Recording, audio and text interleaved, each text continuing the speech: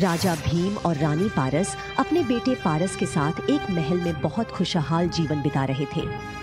वे अपना ज्यादातर समय उसके साथ बिताते थे, लेकिन रानी की सेहत ठीक नहीं थी, जिसके कारण वह प्रिंस पारस की सही देखभाल नहीं कर पा रही थी। क्यों न हम किसी को नियुक्त करें जो हमारे बेटे की देखभाल करे, जो उसे 24 घंटे ध्यान दे सके। मैं नहीं चाहता कि मेरा बेटा किसी और के हाथों में बड़ा होने के लिए मजबूर हो, लेकिन हम बेबस हैं। मैं कल ही घोषणा कर दूंगा कि प्रिंस पारस के लिए एक नानी की जरूरत है। अगले ही दिन एक महिला अपने छोटे से बेटी के साथ राजा के पास आती है। मेरा नाम शैलजा है। जो प्रिंस पारस के लिए एक नानी की जरूरत थी, है ना? मैं यह काम बहुत अच्छे से करूंगी और आपको शिकायत करने का कोई मौका नहीं दूंगी। ठीक है, मैं तुम्हें 4 दिन तक रखूंगा और देखूंगा, तभी मैं एक निर्णय लूंगा। लेकिन आप अपनी बेटी को कहां छोड़ेंगे? कोई समस्या नहीं महाराज, वह घर पर अकेली रहेगी। नहीं, उसे अकेला छोड़ने की कोई जरूरत नहीं है। आप उसे लाएं, कम से कम यह आपके सामने होगा। आप महान हैं महाराज, बहुत बहुत धन्यवाद। अगले दिन से शैलजा अपनी 2 साल की बेटी लीला के साथ महल आने लगती है। वह प्रिंस पारस का बहुत अच्छे से ख्याल रखती है। कुछ ही समय में पारस और लीला बहुत अच्छे दोस्त बन गए, लेकिन एक दिन अचानक शैलजा की मौत हो जाती है। उसके बाद राजा और रानी लीला के साथ बेटी की तरह व्यवहार करने लगते हैं। जल्द ही दोनों बड़े हो गए और एक दिन रानी लीला से बात करती है। तुम्हारे कूदने फांदने के दिन खत्म हो गए हैं। क्या हुआ महाराज, आप ऐसा क्यों बोल रहे हैं? क्योंकि हमें प्रिंस पारस के लिए प्रिंस नयनतारा पसंद है। वे जल्द ही शादी करने जा रहे हैं और शादी के बाद वह तुम्हारे साथ छोटे लड़के की तरह नहीं खेलेगा। यह सुनकर लीला उदास हो जाती है। वह घर लौटती है और आईने में अपने आप को देखने लगती है। आईने में लीला की छवि पूरी तरह से अलग है। वह कोई साधारण लड़की नहीं है, बल्कि एक जहरीली लड़की है। अब समय आ गया है लीला, मुझे वह काम पूरा करना होगा जो मेरी माँ ने मुझे अपनी मौत के समय सौंपा था। मैं नयनतारा को प्रिंस पारस की शादी में नहीं जाने दूंगी, अभी नहीं। लीला अगले 2 दिनों तक महल नहीं जाती, जिसकी वजह से प्रिंस पारस चिंतित हो जाता है और अपने दोस्त लीला के घर पहुंचता है। तुम्हारे साथ क्या हुआ? तुम महल क्यों नहीं आ रही? रानी ने कहा कि तुम शादी करने जा रहे हो। तो क्या? मैं तुमसे प्यार। तुम क्या कह रही हो लीला? हम बस बचपन के दोस्त हैं।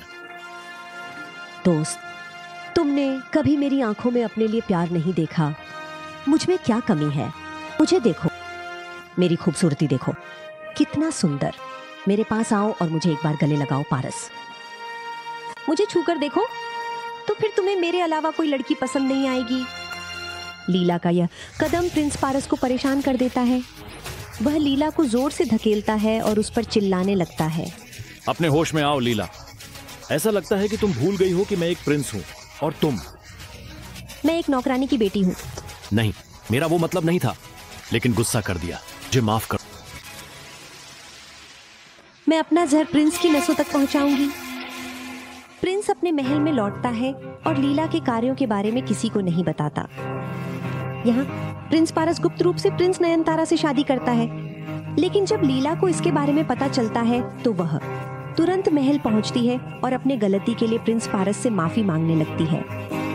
प्रिंस पारस उसे माफ कर देता है, लेकिन वहीं से एक विलेन की चालें शुरू होती हैं। एक दिन नयनतारा बालकनी में खड़ी है और महाराज नीचे रानी के साथ खड़े होकर बात कर रहे हैं। लीला दूर से नयनतारा के पास रखे बर्तन को देख रही है। उसकी आंखों में इतनी ताकत है कि बर्तन गिर जाता है और लीला कम से कम बर्तन को महाराज के सिर पर गिरने से रोक लेती है। हे भगवान, ये क्या है? क्या आप ठीक हैं महाराज? हाँ, ये बर्तन ऊपर से कैसे गिर गया? प्रिंस नयनतारा महाराज के ऊपर खड़ी थी। ये बर्तन उसकी मौजूदगी में कैसे गिर गया? यह कहकर लीला वहां से एक तनाव भरी मुस्कान के साथ चली जाती है। राजा और रानी दोनों चिंतित आंखों से एक दूसरे को देखने लगते हैं। रात को जब खाने का समय होने वाला होता है, लीला नयनतारा के पास आती है और बोलने लगती है। इतने दिन हो गए हैं जब प्रिंस पारस ने चावल की खीर नहीं खाई। आपकी शादी से पहले वो बहुत सारी चावल खीर खाता था। वो दिन थे। यह कहकर लीला वहां से मुस्कुराते हुए चली जाती है और नयनतारा सोच में डूब जाती है। बिना किसी को बताए वह रसोई में जाती है और प्रिंस के लिए खुद चावल की खीर बनाने लगती है। हे प्रिंस, क्या आप यहाँ एक रसोइया हैं? ये आपको नहीं सूट करता? क्या मैं अपने हाथों से अपने पति के लिए चावल की खीर भी नहीं बना सकती? चावल की खीर? हे, मैं चावल की खीर लाऊंगी। अब आप सबके साथ बाहर बैठ जाइए। जैसे ही नयनतारा जाती है, लीला चावल की खीर में अपनी उंगली चलाने लगती है। फिर वह चावल की खीर बनाकर बाहर लाती है।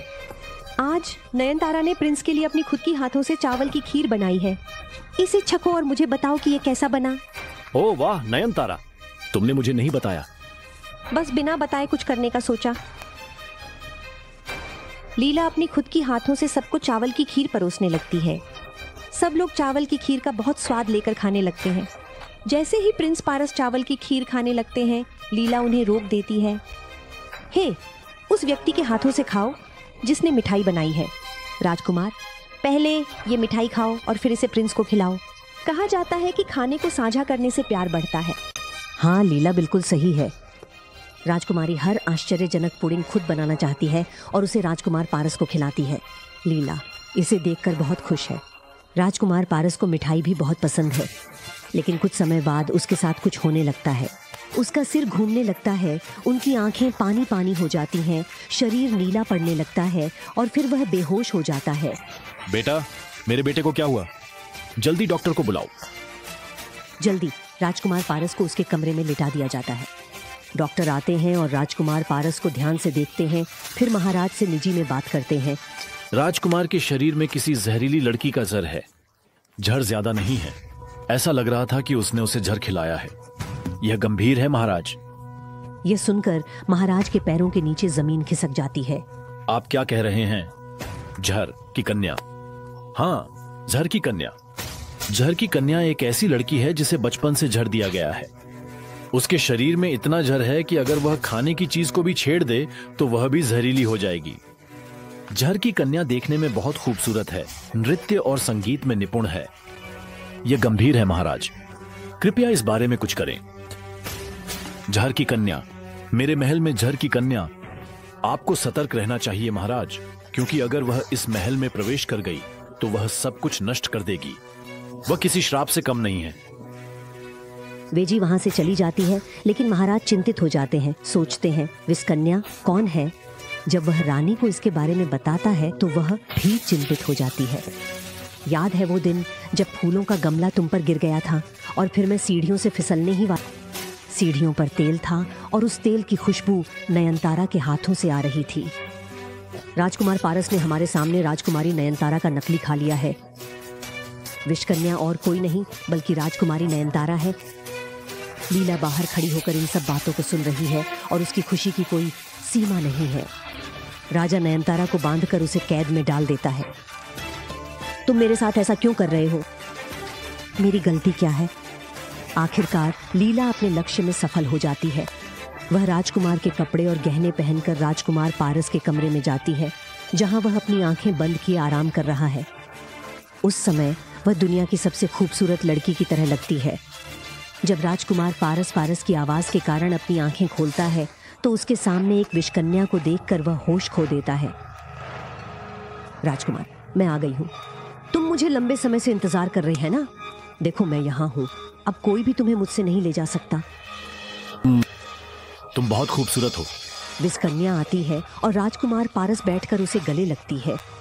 उसके बाद वह राजकुमार पारस की गर्दन को काटने वाली होती है और अपने जहर को उसके शरीर में डालने वाली होती है, जब उसे पीछे से जोर से धक्का दिया जाता है और वह गिर जाती है। तारा, तुम्हें कैद किया गया था, है ना? विषकन्या यह सवाल नयनतारा से पूछने ही वाली थी जब रानी पीछे से आती है और यह बात विषकन्या को बताती है। हाँ, लेकिन वह तुम्हारी सच्चाई को उजागर करने के लिए हमारा एक चाल थी। तुम्हें क्या लगा? क्या यह सब इतना आसान था? मैं एक माँ हूँ और मैं अपने बच्चे के चारों ओर छिपे खतरे को महसूस कर सकती हूँ। पहले मेरा शक नयनतारा पर था, लेकिन यह अच्छा है कि कल मेरी गलती की वजह से तुम्हारा हाथ कट गया। तुम्हारी नसों में खून नहीं बल्कि जहर है। मैंने ये साफ साफ देखा था। सिपाहियों, उसे बांध दो।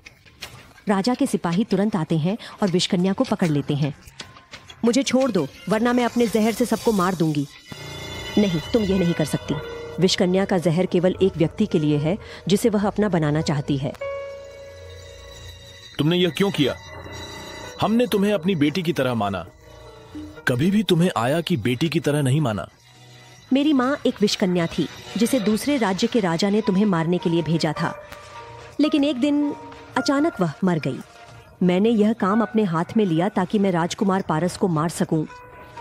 अगले दिन विषकन्या को सबके सामने खड़ा किया जाता है और उसे मारने के आदेश दिए जाते हैं, लेकिन जैसे ही फांसी देने वाला उसका सिर काटने के लिए आगे बढ़ता है, राजकुमार पारस वहां आता है और रोक देता है। नहीं, वह मेरी बचपन की दोस्त है, कोई भी उसे नहीं छुएगा, उससे दूर रहो।